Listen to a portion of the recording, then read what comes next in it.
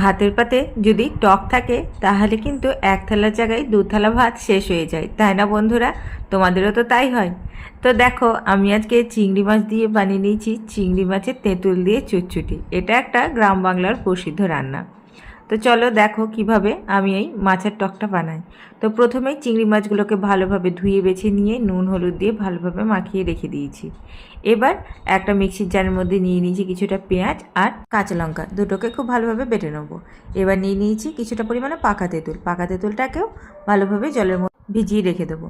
এবার কড়াইয়ের মধ্যে সরষের তেল গরম করে তার মধ্যে চিংড়ি মাছগুলোকে দিয়ে খুব ভালোভাবে লাল লাল করে ভাজবো। দেখো আমাদের চিংড়ি মাছগুলো খুব ভালোভাবে লাল লাল করে ভাজা হয়ে গেছে, এবার তুলে রেখে দেবো।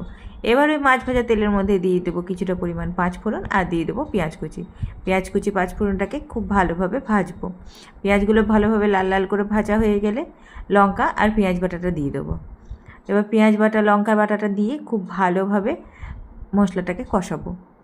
খুব ভালোভাবে মশলাটা কষে আসলে ওর মধ্যে দিয়ে দেবো স্বাদ মতন লবণ, পরিমাণ মতন হলুদ লবণটা দিয়েও খুব ভালোভাবে মশলাটাকে কষিয়ে নেব। এবার যে আমরা তেঁতুলটা ভিজিয়ে রেখেছিলাম সেই তেঁতুলটাতে খুব ভালোভাবে কচলে তেঁতুলের কাঁচটা বের করে নেবো, আর বাকি অংশটাকে কিন্তু চিপে ফেলে দেবো। এবার ওই তেঁতুলের কাঁচটা দিয়ে দেবো কড়াইয়ের মধ্যে। এবার তেঁতুল জলটাকে দিয়ে খুব ভালোভাবে মশলার সঙ্গে মিশিয়ে নেবো। এখানে কিন্তু আমরা একটুও জল ব্যবহার করব না। এবার জলটা ফুটে উঠলে টকটাকে ব্যালেন্স করার জন্য দিয়ে দেবো সামান্য পরিমাণে চিনি। এবার দিয়ে দেবো ভেজে রাখা চিংড়ি মাছগুলো আর দিয়ে দেবো 3টে চেরা কাঁচা লঙ্কা। এই টকে কিন্তু কাঁচা লঙ্কার ফ্লেভারটা খুব ভালো যায়। এবার শুকনো শুকনো করে হয়ে গেলেই আমাদের কিন্তু টকটা একদমই রেডি। দেখো, দেখে জিভে জল আসছে তো, খেতেও কিন্তু হয় দারুণ। তোমাদের যদি ভালো লাগে তোমরাও একবার বাড়িতে ট্রাই করে দেখো।